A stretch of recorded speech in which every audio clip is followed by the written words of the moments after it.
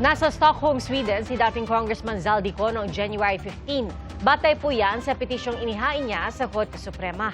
Eksklusibong nakakuha ng kopya ng petisyon ng GMA Integrated News at doon hiniling ni Ko na pigilan ang paglilitis ng mga kaso laban sa kanya sa Sandigan Bayan.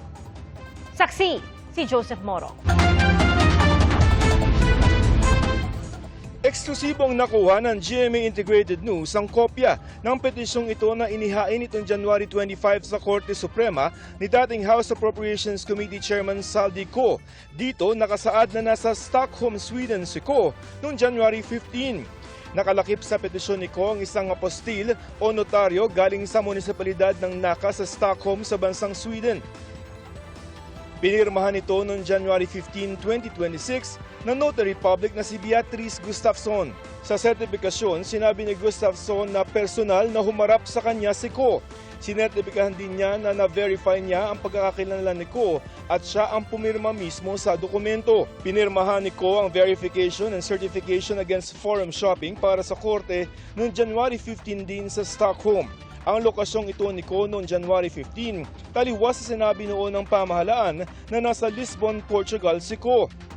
Pinaghahanap ng gobyerno si Ko dahil sa inisyong arrest warrant ng Sandigan Bayan dahil sa kasang graft at malversation dahil sa maanumalyang flood control project sa Nawan Oriental, Mindoro. Kinansala na rin ang passport ni Ko. Pirmado ng mga abogado ni Ko ang petisyong inihain sa Korte Suprema. Nakita rin namin ang patunay na naihain ito noong January 25. Gusto ni Ko na maglabas ng temporary restraining order ang Korte Suprema para hindi maipatupad ni Ombudsman Jesus Crispin Remulla ang resolusyon nitong nagkakaso kay Ko. Gusto rin ni Ko na pigilan ang paglilitis ng mga kaso laban sa kanya sa Sandigan Bayan. Hiniling din niya na ipawalang bisa, baliktarin at gawing permanente ang injunction laban sa resolusyon ng Ombudsman dahil sa grave abuse of discretion o pag-abuso ng kapangyarihan. Sabi ni Ko sa korte, hindi raw siya nabigyan ng pagkakataon na sumagot sa mga aligasyon.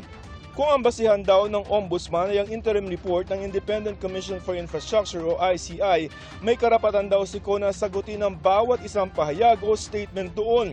Pero hindi daw siya nakapaghain ng counter affidavit dahil na naghain daw ang Ombudsman ng order to submit counter affidavit sa pinakahuling address ni Ko at wala siya doon. Hindi raw sumubok ng ibang paraan ng Ombudsman at itinuring ng tinanggap ang order na paglabag umano sa karapatan niya sa konstitusyon. Hindi rin daw binigyan ng akses sa mga abogado ni Ko sa kopya ng kaso sa kabila ng ilang beses itong pagsulat.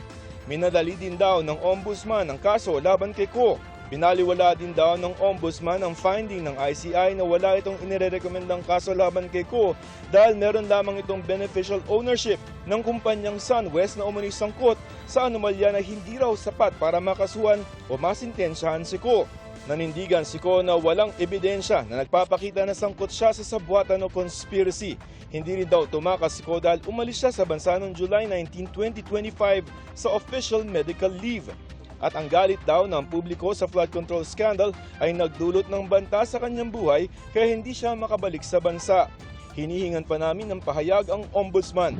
Kinumpirma sa GMA Integrated News ng abogado ni Ko na si Atty. Ruy Rondain ang tungkol sa paghahain ng petisyon pero hindi siya tumugon sa mga tanong tungkol sa kasalukuyang kinaroroonan ng kanyang kliyente.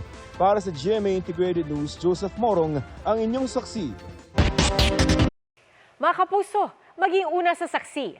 Mag-subscribe sa GMA Integrated News sa YouTube para sa iba't ibang balita.